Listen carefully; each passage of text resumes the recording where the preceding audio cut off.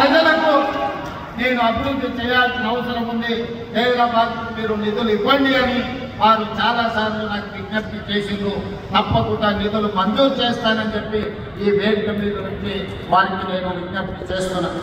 అదేవిధంగా నారాయణపేటకి సంబంధించి మిత్రుడు డాక్టర్ సంజీవ్ రెడ్డి గారు పెద్ద చిట్టే తీసుకొచ్చింది.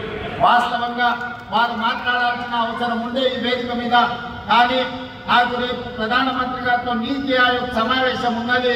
విమానాలు కొన్ని రద్దవుతున్నాయి, నేను తొందరగా ఢిల్లీ చేరుకునేది ఉన్నది కాబట్టి వారికి మాట్లాడే అవకాశం రాలేదు.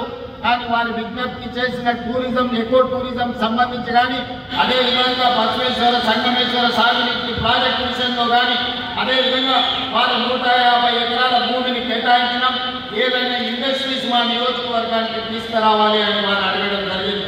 ఇదే కాకుండా చెక్ డ్యాం గురించి కూడా వారు నా దృష్టికి తీసుకొచ్చారు. తప్పకుండా నారాయణపేట శాసనసభ నియోజకవర్గానికి ఒక పక్కన సురేష్ శెట్టర్ గారు, ఇంకొక పక్కన డాక్టర్ సంజీవ్ రెడ్డి గారు 2 కన్నలకు అభివృద్ధిని చేయాలనుకుంటున్నారు. వాళ్ళిద్దరు నాకు అత్యంత ఆప్తులు. తప్పకుండా నారాయణపేట అభివృద్ధి కోసం ప్రత్యేకంగా ఒక సమీక్ష తీసుకొని సంజీవ్ రెడ్డి గారు నాకు దృష్టికి తీసుకొచ్చిన నిధులను మంజూరు చేయడానికి, అనుమతి ఇవ్వడానికి కూడా